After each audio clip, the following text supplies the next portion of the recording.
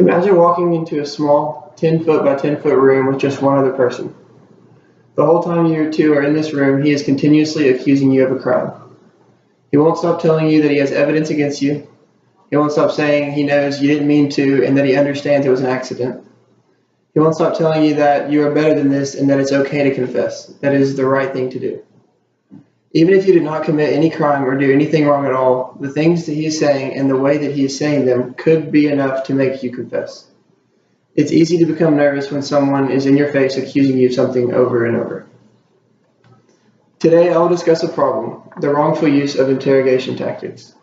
I will outline the solutions to this problem and finally discuss the benefits of these solutions.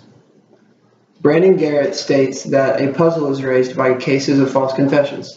How could an innocent person convincingly confess to a crime? The wrongful use of interrogation tactics when police interview suspects could be the answer. Zusha Ellenson, a reporter for the Wall Street Journal, writes, 38% of exonerations for crimes allegedly committed by youth under 18 in the last quarter century involved false confessions. I believe, along with many other researchers, that those false confessions were a product of some kind of wrongful interrogation. Law enforcement has been using the Reid technique. The Reid technique is a 9-step process where the only goal is to somehow get the suspect to admit guilt. Generally, an officer begins by asking non-accusatory questions in order to determine if the suspect was involved in the crime or not. If the officer does think that the suspect was involved, he will then ask questions believing the suspect is guilty in an effort to make the suspect admit guilt. The Reid technique has worked so well in the past that it has often been referred to as brainwashing. This method of interrogation has already become one of the prevalent reasons false confession cases occur so often. One of the most famous of these cases is the Central Park Five, and some of you may have seen the movie that came out in 2012. But 5 black boys ages 14 to 16 who did not know each other were accused of rape in Central Park. They were interrogated for more than 30 hours, and the only evidence against them were their words. They served over 40 years in prison collectively until later DNA evidence and the confession of another man proved them innocent. What can change in order to prevent these cases from continuing? Well, limiting the tactics police can use and mandating an attorney be present if the interrogation lasts over a certain length of time could be 2 starting blocks. Corey Wise, one of the Central Park Five, said, "All the jury saw that day was the confession.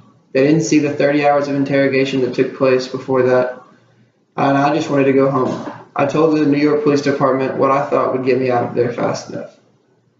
We can see that the length of an interrogation can heighten a person's stress level and often become very frustrating. In this case, it was frustrating to the point where he would do whatever he had to just to get out of there. So, mandating that an attorney be present if the interrogation lasted longer than a certain period of time would be a very easy and beneficial change. Using the Reid technique, like I said, is sometimes considered brainwashing.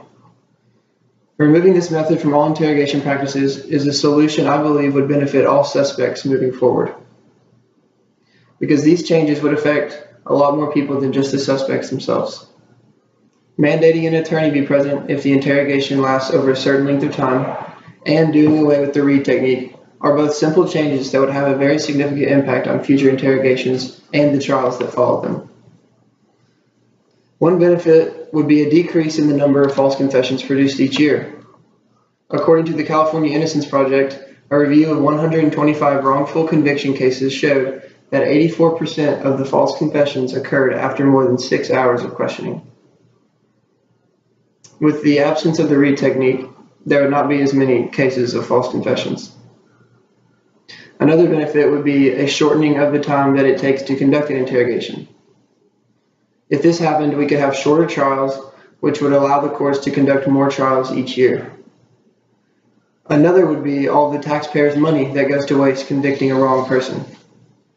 You have the cost of the jury trial, the cost of housing them in prison, and the cost of all the appeals.